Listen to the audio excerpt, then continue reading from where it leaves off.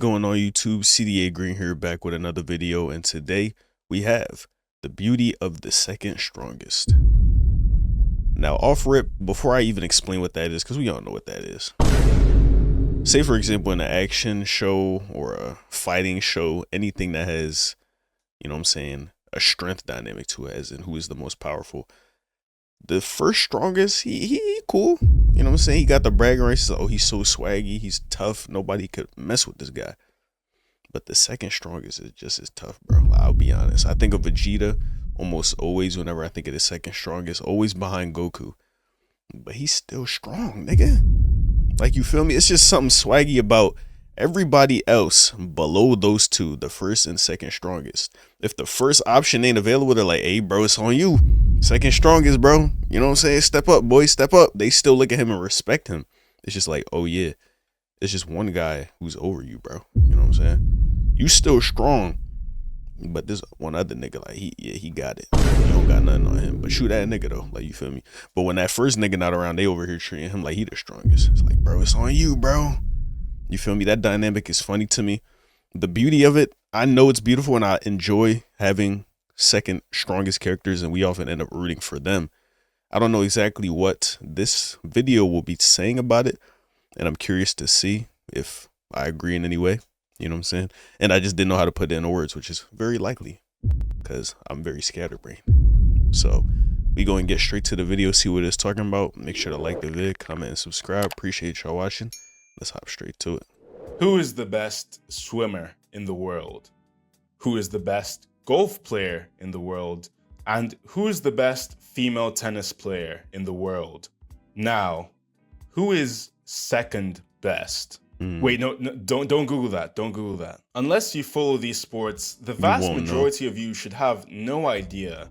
Of course, in certain disciplines such as football, with the likes of Ronaldo versus Messi, or basketball with the likes of LeBron versus Michael Jordan. The best footwork inside. You have no idea how good Tim Duncan was. Oh my God. You'll have debates between multiple people, but these are really only about deciding who belongs in first place. A truly second place contender is usually much more unknown. Clear cut. Since the trend of Jujutsu Kaisen's strongest, Gojo Satoru, there's been a massive trend of people paying attention to the strongest type characters that are meant to represent the archetype of an idol, standing at the pinnacle of their verse.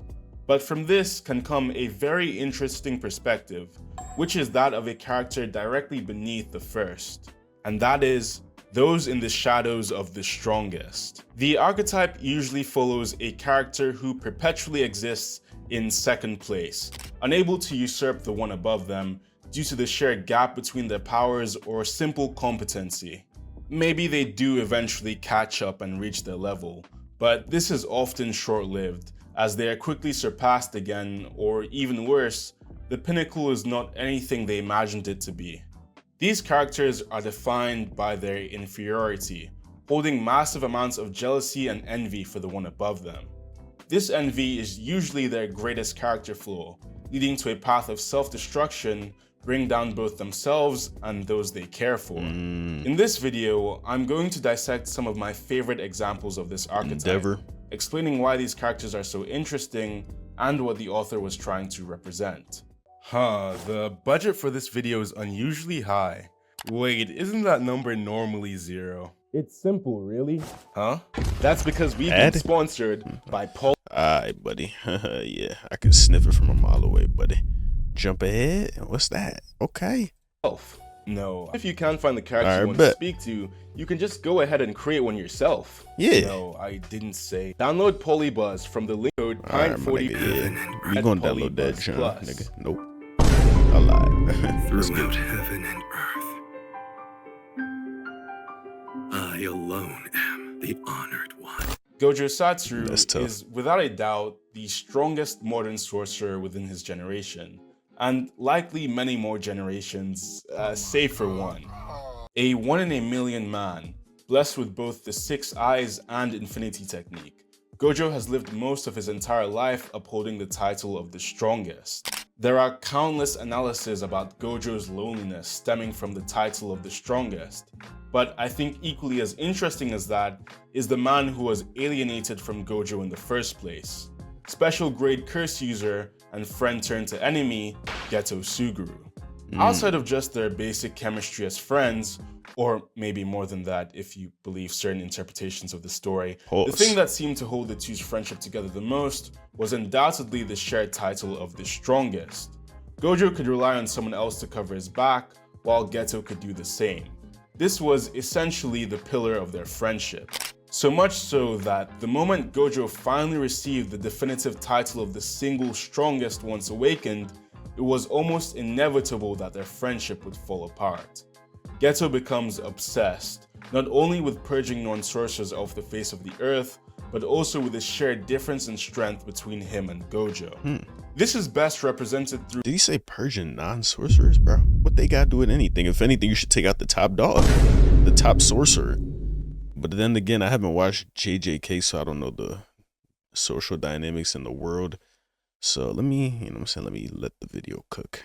Through his speech at the KFC. Yeah, I still can't believe that happened there, where Geto points out Gojo's ignorance towards the difference in their abilities, stating that while his dream might seem delusional through his eyes, if he had the power of Gojo Satoru, it wouldn't seem like such a false reality.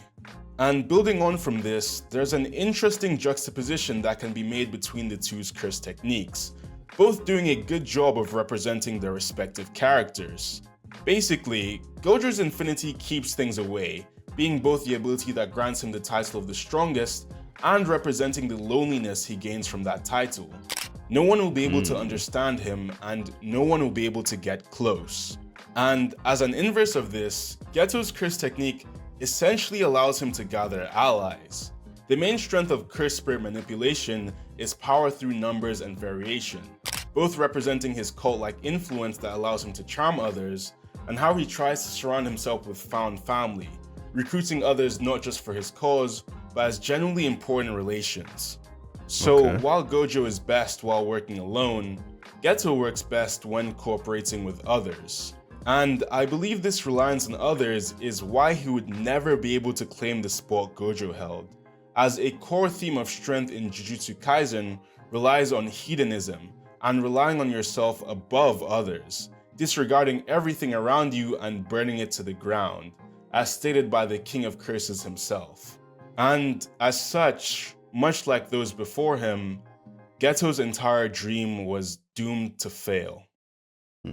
Goku is one of the most universally recognized, strongest type characters within all of fiction. His influence is so massive that the moment some new overpowered character shows up in a different story, it's like, oh yeah, Goku will beat him. Oh wait, in another story, he's like, can they beat Goku though? Watch. Even from a different medium entirely, the first question fans will pose is whether or not they could beat Goku. Yep. And usually the most brain-rotted power scaling debates ensue afterwards. Like, who invented pixel measurements? Someone crushed that guy's skull. While not the strongest in his verse, Goku will always be as strong as the plot needs him to be, due to the endless progression of Dragon Ball's power scaling.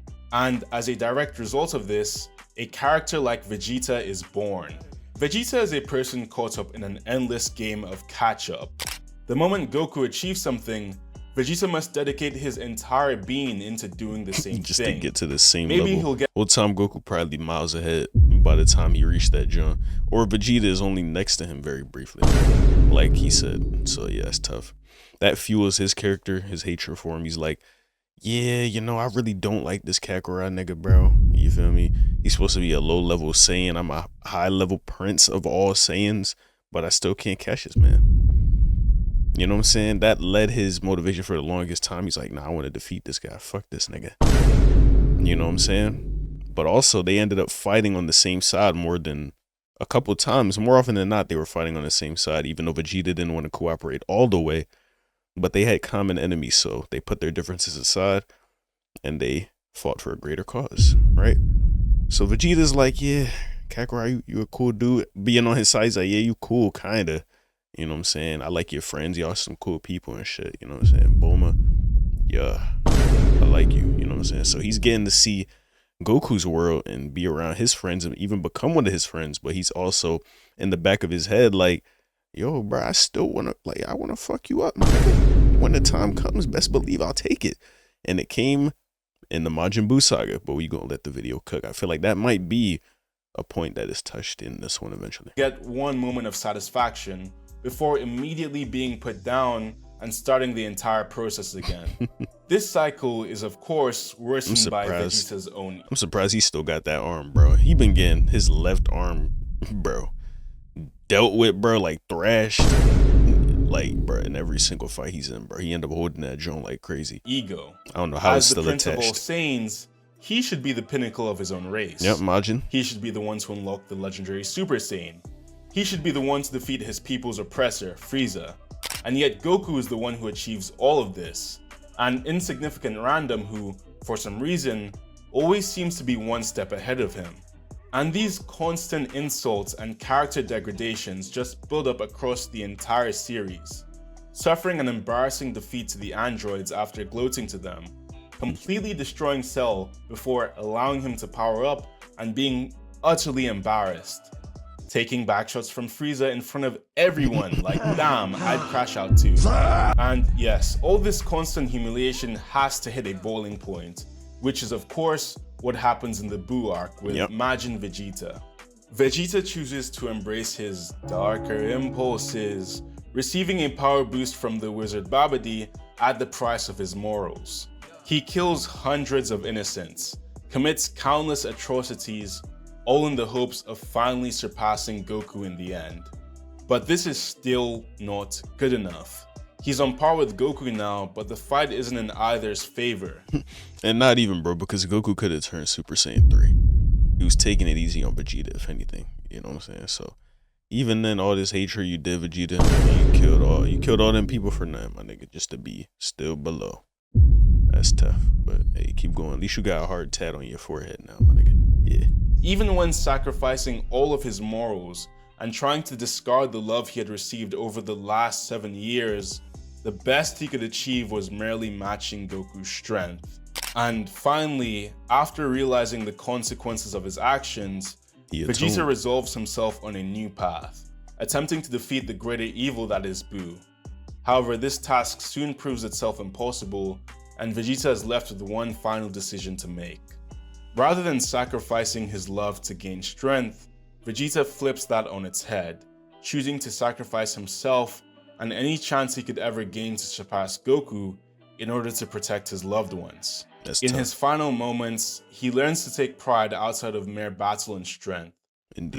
But yes, he did not even win that fight. He blew himself up, he self-destructed, bro. Buu is completely fine, my nigga. So he did all that for nothing, but it was a worthy sacrifice, I guess. It would have been swaggy if like Buu actually died. It was still kind of cool, but it just didn't hit as hard, bro. I'm sorry, Vegeta. Yeah, they doing you dirty, dog. A way for the ones who have cared for him and shown him love.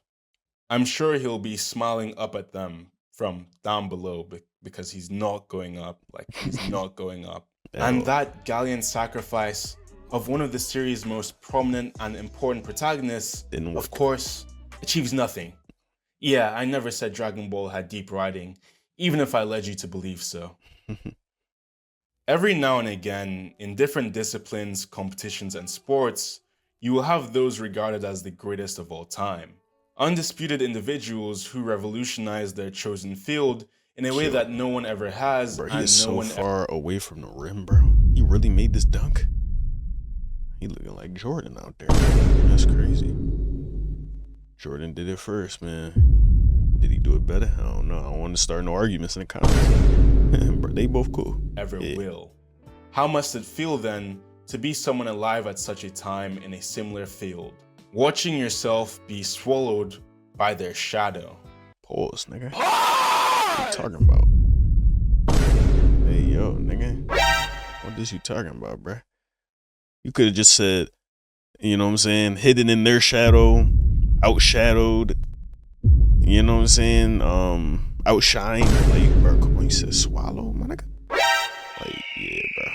Yeah, something about you we don't know about. The world of My Hero Academia presents an interesting picture, one where heroism has been corporatized in a way that blends the title of a savior with celebrity fame.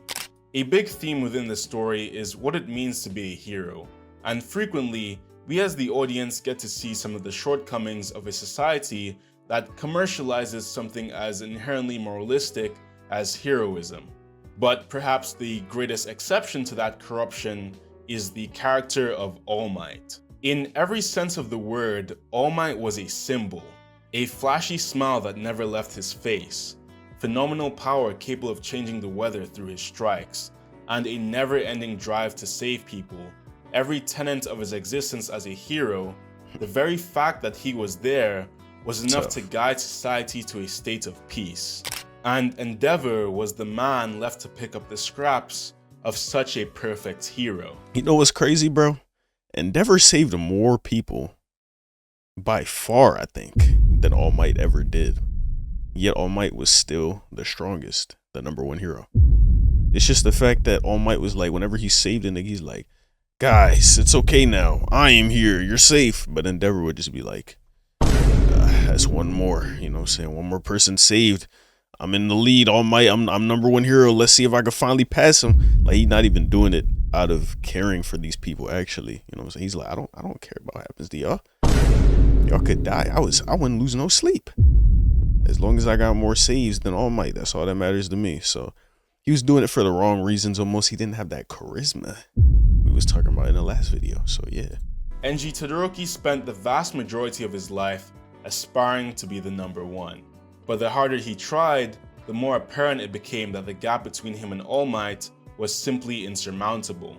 And so, going down the worst path possible, Endeavor instead decided to relegate this mission to his children. The man literally planned out his own children's genetics, selecting a wife for little other reason except her powers and the genetic marvel their quirks would produce. Endeavor's first attempt was Toya, a child who shared his inherent love for heroism, perhaps to an even greater extent, represented by his flames which burnt hotter than his father's. Endeavor wished to push Toya down the path of heroism, but his father's immense expectations were too much to bear, and Toya ended up both figuratively and literally burning himself out. You'd think that after causing your own child to burn himself to death, Endeavor would put a break to his plans, right? Nope. I believe he tried 2 more times after him. Well, and he didn't even get it until the 3rd try, I believe. That man didn't give up. If he knew how to give up, crazy. his name wouldn't be Endeavor, would it? His next 2 attempts were deemed failures, and only the 3rd, Shoto, was capable of reaching his expectations. At this point, though, the psychological impact and abuse performed on his wife had become too much to bear, and taking out her resentment, she permanently scarred Shoto, a physical representation of her hatred to the man whom she birthed him with. It's tough. There's an interesting point and detail when looking at Endeavor's heroism. He is categorically the hero with the most resolved cases in all of history, meaning he has outperformed every other hero, including All Might when it comes to helping people. And yet, despite this, he is still not the people's #1. I think this is because there is an inherent difference in the magnitude of Endeavor and All Might's individual acts of heroism. To put it simply, Endeavor is more obsessed with the title of being a hero, pumping out solved cases like checking off boxes, while All Might better represents the morality and meaningfulness of a hero itself. His character arc truly begins once All Might is forced to retire, finally reaching— See, and this is where I stopped watching the show. So now I can't speak on anything else from this point on, but I hear he goes through a whole character arc, and eventually he does heroing for the right reasons, and everybody clapped. Indeed they did. Yep. Let's go. Point he had been desperately chasing his entire life. And rather than acting out in catharsis, satisfaction, or joy, Endeavor simply looks confused. Now that he's at that pinnacle, he can finally understand the position. Bro, that was kind of a Mickey Mouse dub, bro. He's only #1 because All Might is no longer a hero. He can't fight anymore. So it's like, here you go. You know what I'm saying? It's like the consolation participation trophy type shit. Just like Curry. Curry is injured right now for the Golden State Warriors in the playoffs. So Jimmy Butler automatically became Batman. It's a joke. Curry's Batman, Jimmy's Robin. But now Jimmy is Batman because Curry he's injured. But Jimmy don't even want that role. He's like, nah, I want to be Curry. It's too hard. I don't want to be Batman. No. I think Jimmy, I don't know what's wrong with that nigga. I'll be honest. He be bitching, bro. I don't even think he don't want the #1 role because he ain't earned it.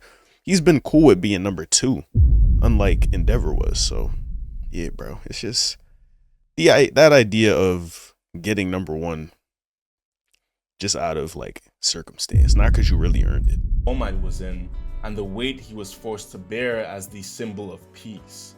And even more important than that, he can finally understand the damage he had inflicted on his family. What ensues is possibly one of my favorite stories of atonement within anime, with Toya literally returning from the ashes as the final nail in the coffin to remind him that the past never dies.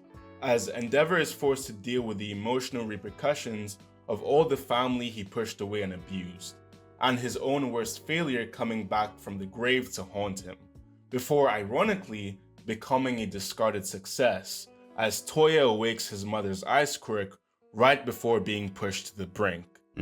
What Endeavor represents can be inferred from his name alone. A man who will stop at nothing to achieve his goals, and the consequences when nothing will stop for him either. Thank you for watching the video all the way to the end. My voice really hurts, so I'm glad you stuck around. Flawed abilities are more interesting. I might watch that shit too. I ain't gonna lie. But yeah, that was a great video, man. Basically, what I'm understanding from it is that being second strongest, you know what I'm saying, it forces you to search within, because you can't find fulfillment from that because you're just not that nigga.